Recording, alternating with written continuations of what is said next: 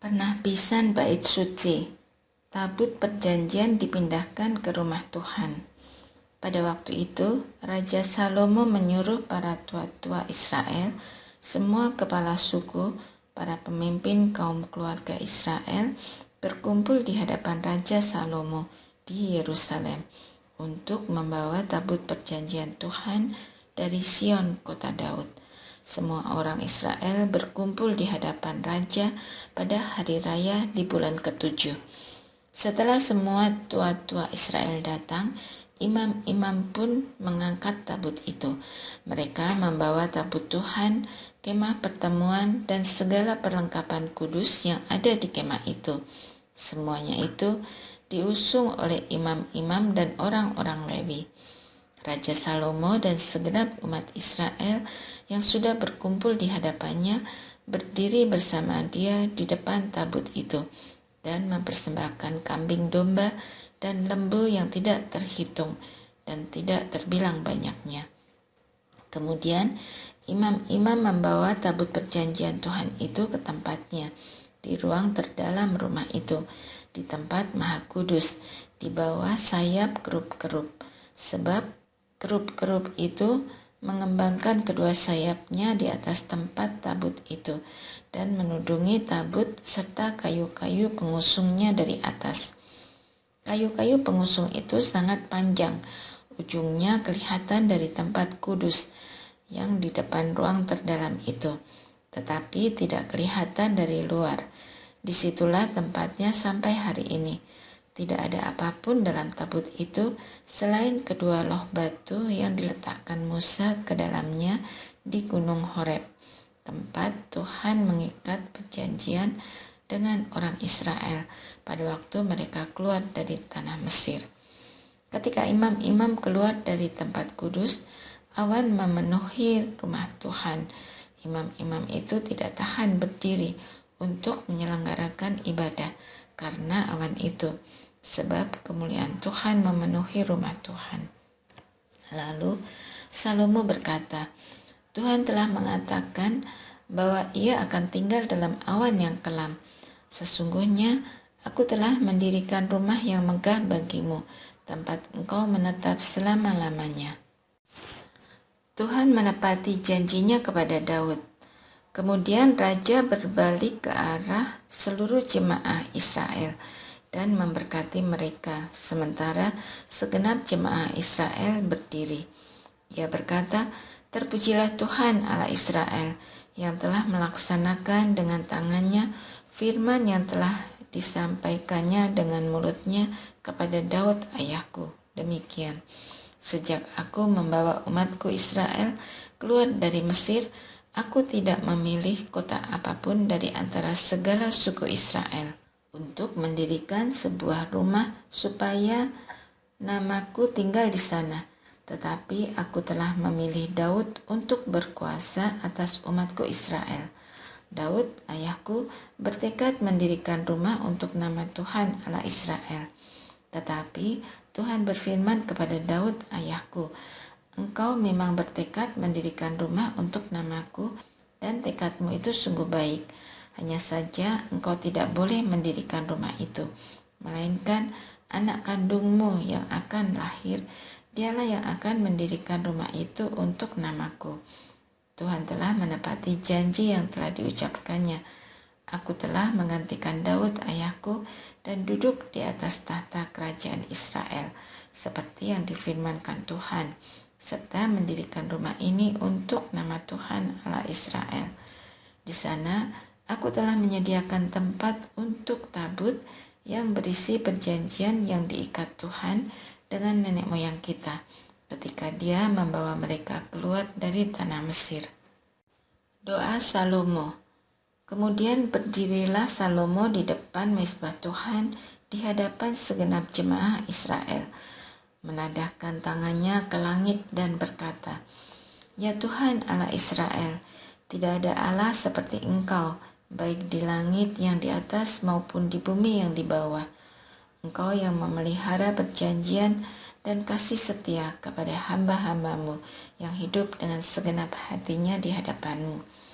Engkau yang memegang janjimu kepada hamba-Mu Daud ayahku, dan yang telah melaksanakan dengan tanganmu firman yang Kau sampaikan dengan mulutmu, seperti yang terjadi pada hari ini. Sekarang ya Tuhan Allah Israel, peliharalah apa yang Kau janjikan kepada hamba-Mu Daud ayahku, dengan berkata, tidak akan terputus di hadapanku keturunanmu yang akan duduk di atas tahta kerajaan Israel, asalkan anak-anakmu memelihara langkah hidup mereka di hadapanku, sama seperti Engkau hidup di hadapanku. Sekarang ya Allah Israel, kiranya diteguhkan janji yang telah Kau ucapkan kepada hamba-Mu Daud ayahku. Tetapi, benarkah Allah hendak tinggal di atas bumi? Sesungguhnya langit, bahkan langit segala langit pun tidak dapat memuat Engkau, terlebih lagi rumah yang kudirikan ini. Namun, berilah perhatian kepada doa dan permohonan hamba-Mu ini ya Tuhan Allahku. Dengarkanlah seruan dan doa yang hamba-Mu panjatkan di hadapan-Mu pada hari ini. Kiranya mata-Mu terbuka terhadap rumah ini siang dan malam, terhadap tempat yang Kau katakan, namaku akan tinggal di sana, untuk mendengarkan doa yang hamba-Mu panjatkan di tempat ini.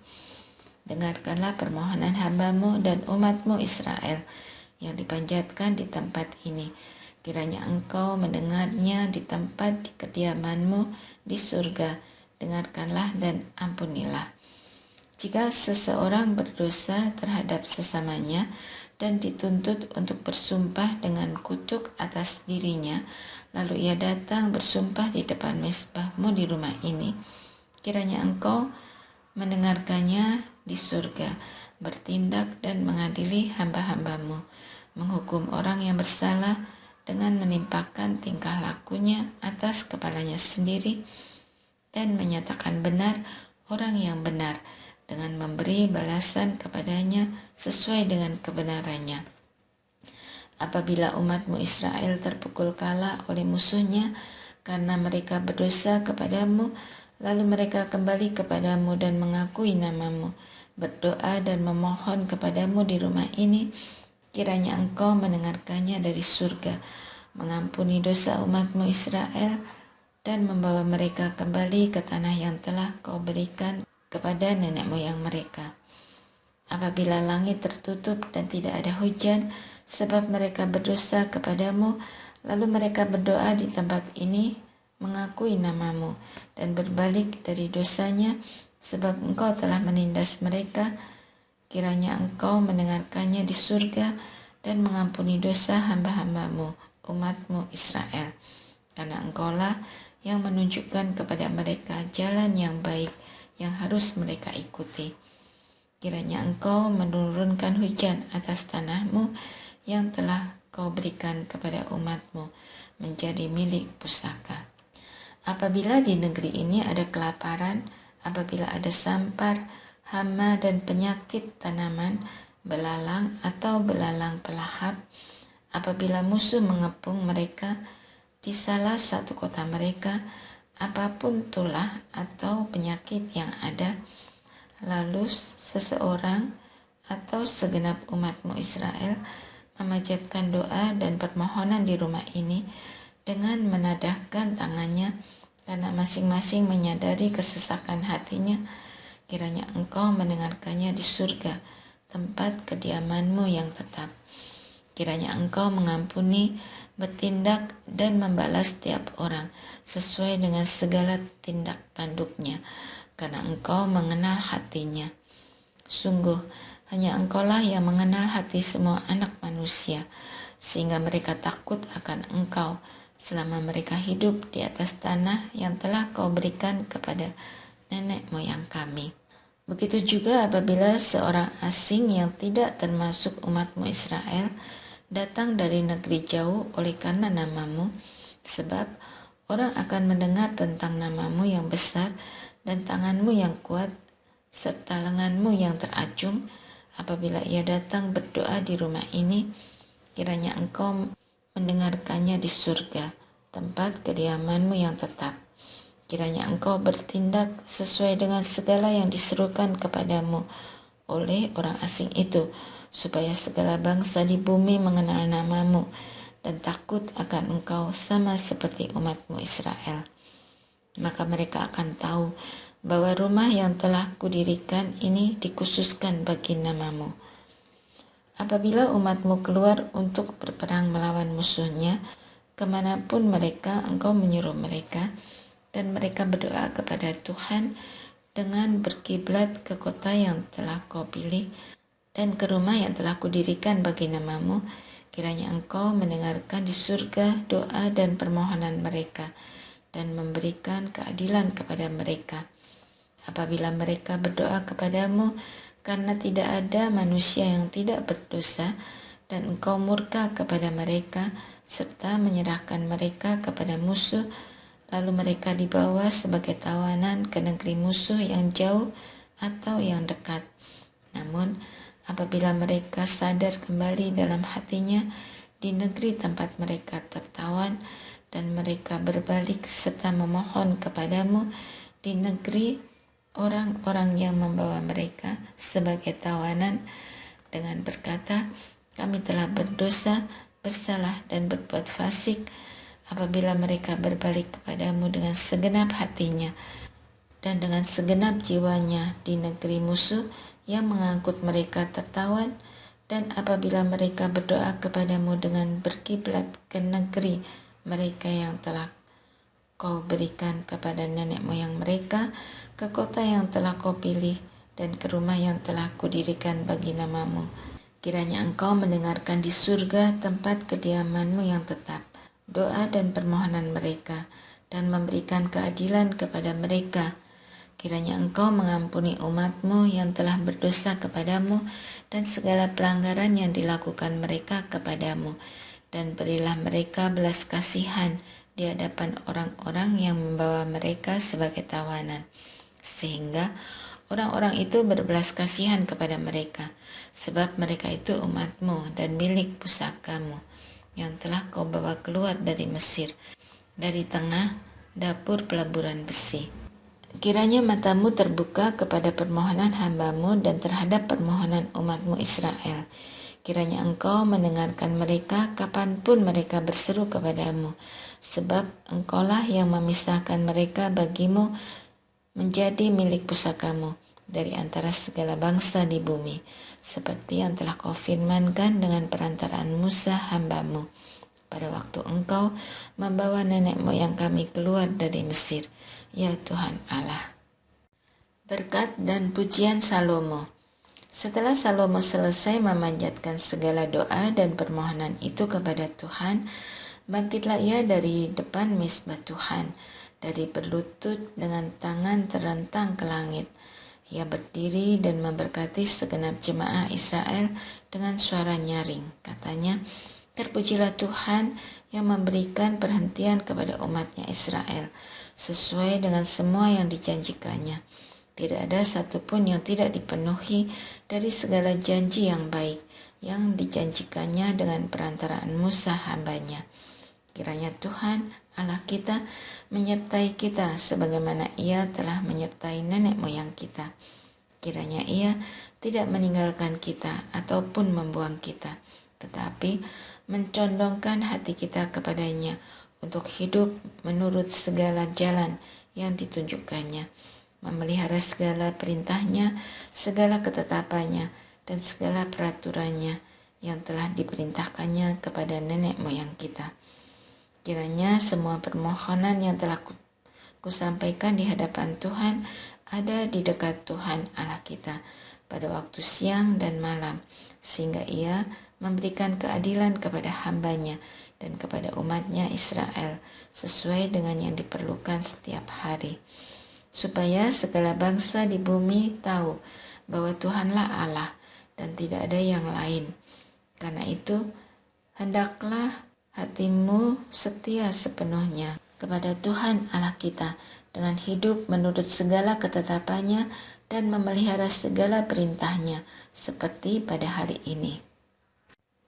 Kurban penahbisan dan perayaan.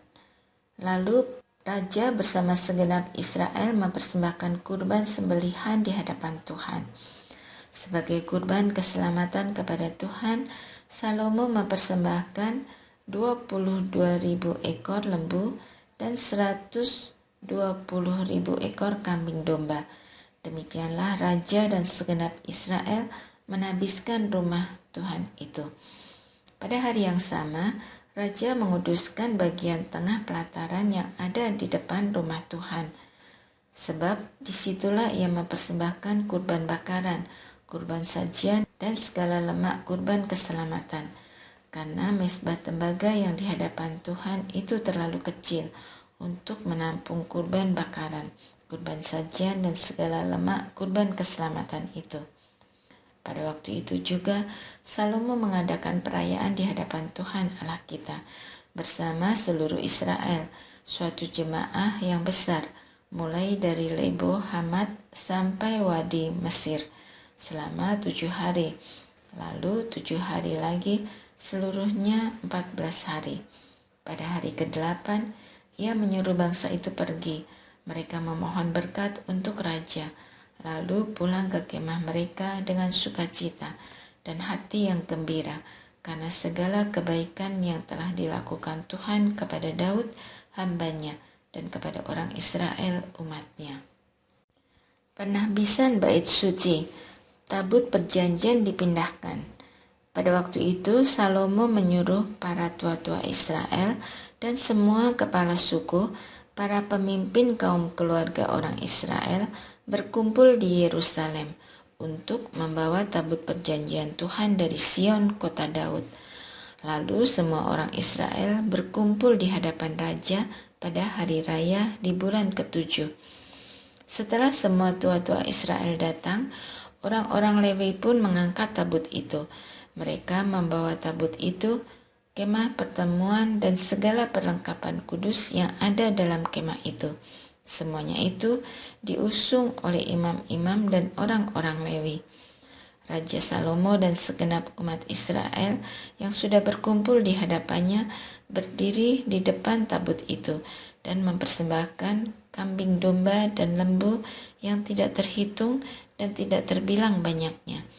Kemudian imam-imam membawa tabut perjanjian Tuhan itu ke tempatnya, di ruang terdalam rumah itu, di tempat maha kudus, di bawah sayap kerup-kerup. Kerup-kerup itu mengembangkan kedua sayapnya di atas tempat tabut itu, dan menudungi tabut serta kayu-kayu pengusungnya dari atas.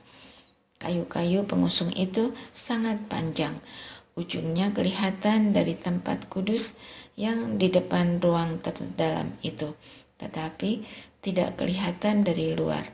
Disitulah tempatnya sampai hari ini. Tidak ada apapun dalam tabut itu selain kedua loh yang ditaruh Musa ke dalamnya di Gunung Horeb, tempat Tuhan mengikat perjanjian dengan orang Israel pada waktu mereka keluar dari Mesir. Lalu para imam keluar dari tempat kudus. Semua imam yang ada pada waktu itu telah menguduskan diri tanpa mengikuti giliran kelompok masing-masing. Para penyanyi orang Lewi, yakni Asaf, Heman, Yedutun, beserta anak-anak dan saudara-saudaranya, semuanya berdiri di sebelah timur mezbah, berpakaian linen halus dan dengan simbal, gambus, dan kecapinya, bersama-sama 120 imam peniup nafiri. Lalu para peniup nafiri dan para penyanyi itu serentak memperdengarkan suara yang terpadu, menyanyikan puji-pujian dan syukur kepada Tuhan. Mereka menyaringkan suara dengan nafiri, simbal, dan alat-alat musik sambil memuji Tuhan dengan ucapan, sebab ia baik, sesungguhnya untuk selama-lamanya kasih setianya. Pada saat itu, rumah Tuhan dipenuhi awan. Imam-imam tidak tahan berdiri untuk menyelenggarakan ibadah karena awan itu, sebab kemuliaan Tuhan memenuhi rumah Allah. Lalu Salomo berkata, Tuhan telah mengatakan bahwa ia akan tinggal dalam awan yang gelap. Sesungguhnya aku telah mendirikan rumah yang megah bagimu, tempat engkau menetap selama-lamanya.